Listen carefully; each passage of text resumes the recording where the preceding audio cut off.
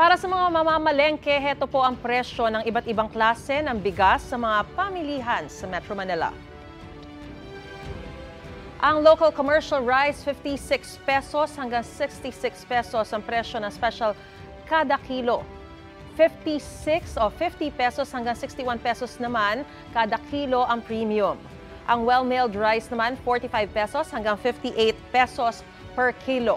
At ang regular milled ay nasa 50 pesos kada kilo.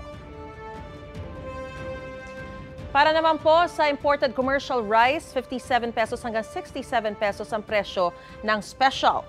Ang sa premium, 50 pesos hanggang 65 pesos naman ang presyo. 50 pesos hanggang 58 pesos ang well-milled rice. At ang regular milled, nasa 48 pesos hanggang 51 pesos ang kada kilo.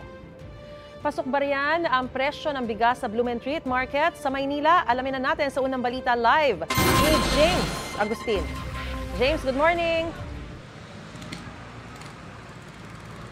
Maris, good morning. Sabi nga nila, kanin is life. Kaya ngayon bumaba ang presyo ng bigas, hindi lamang yung mga nagtitinda niyan ang masaya, maging ang mga kapuso nating mamimili. Mabibili sa 49 pesos hanggang 50 pesos kada kilo ang regular milled rice sa pwestong ito sa Blumentritt Market sa Maynila. Naglalaro naman sa 52 pesos hanggang 54 pesos ang kada kilo ng well-milled rice, depende sa klase. Ayon sa mga nagtitinda, 2 linggo na bumaba ang presyo ng bigas. Sa ngayon, may nabibili na silang mura, masaya na sila.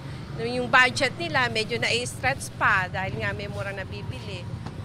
Ngayon, sa aming mga nagtitinda, maganda rin yun kasi marami kang nagiging benta sa maghapon. Hinahanap talaga ng karamihan ng tao yung murang mababang bigas. Sabi ng Department of Agriculture, asahan na ang patuloy na pagbaba ng presyo ng bigas sa mga pamilihan ngayong kasagsagan ng anihan. Maaari pang araw bumaba sa 45 pesos hanggang 48 pesos ang kada kilo nito. Malaking bagay para sa mga mamimili tulad ni Annabel na may karinderya sa Tondo.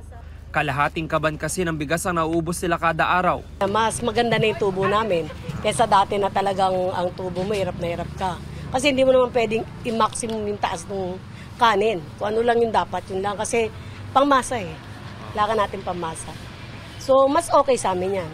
Si Arnold naman na may parisan, inilalaan sa ibang bilihin ng natitipid sa bigas. Hindi rin po kasi ako tumaas pa Sa isang order ng kanin ko, 10 piso pa rin. Extra rice. Marami na rin kalaban po kasi yung iba, mga unli.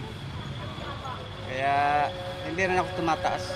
Napupunta rin po sa iba kasi yung ibang bilihin po mahal Baka iikutin mo lang, babadgetin. Inaasahan ng DE na papalos sa 9.16 million metric tons ng bigas ang aanihin ngayong dry season harvest mula Marso hanggang Mayo.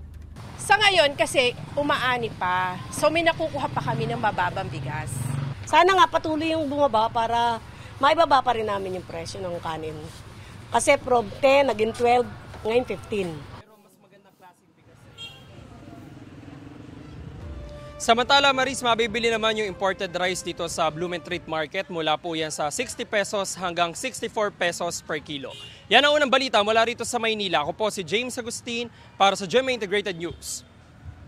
Mga kapuso, para una ka sa mga balita, mag-subscribe sa GMA Integrated News sa YouTube. Sa mga kapuso abroad, subaybayan niyo po kami sa GMA Pinoy TV at sa www.gmanews.tv.